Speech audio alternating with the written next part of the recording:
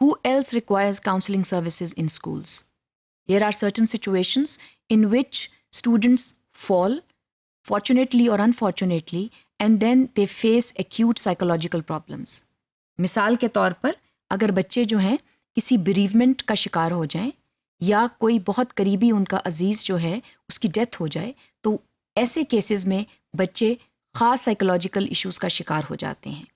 इसके अलावा बाज़ औक़ात अगर वो अपनी कोई बहुत करीबी चीज़ खो दें, उस पर भी स्टूडेंट्स जो हैं वो बहुत ज़्यादा ग्रीफ स्ट्रिकन हो जाते हैं.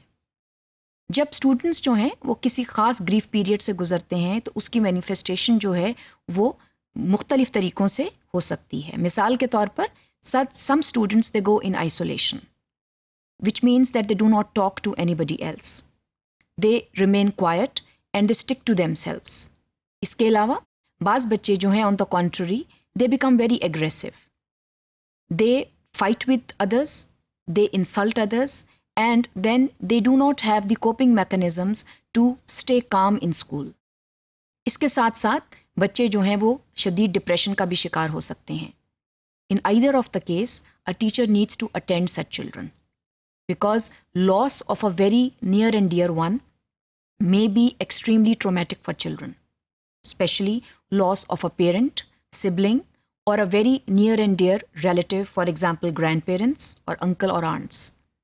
खास तौर पर बच्चे अगर बहुत ज़्यादा किसी शख्स से अटैच्ड हों और वो शख्स चला जाए तो बच्चे के लिए एडजस्ट करना बेहद मुश्किल हो जाता है.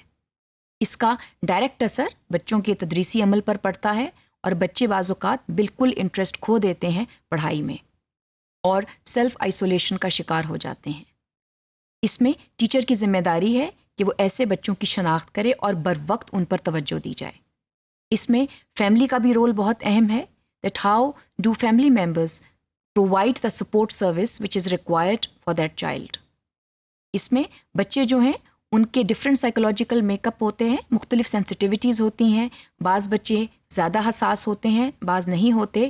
ख़ास तौर पर जो हसास बच्चे हैं वो बहुत ज़्यादा ट्रॉमा का शिकार होते हैं और उन केसेस में अगर बच्चों पर सही वक्त पर तवज्जो ना दी जाए तो ऐसे बच्चे जो हैं वो मुस्तकिल परेशानी का शिकार रहते हैं और साथ साथ वो अपना तदरीसी इंटरेस्ट जो है वो खो देते हैं.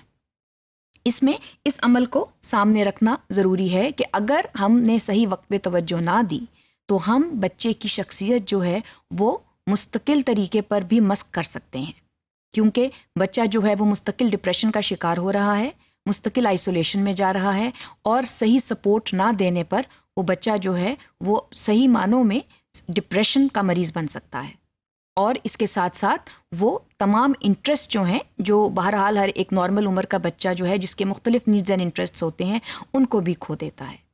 सो the issue here is to look into these issues very carefully and to resolve them at the appropriate level.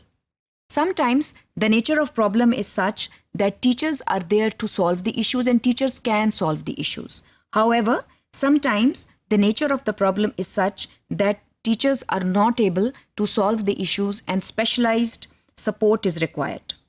Especially बच्चे जो हैं अगर उनको flashbacks आ रहे हैं, उनको emotional numbness हो रही है, self destructive behavior में जा रहे हैं, hopelessness का शिकार हैं, they try to avoid people, depression में हैं and they have elevated heart rate, elevated blood pressure.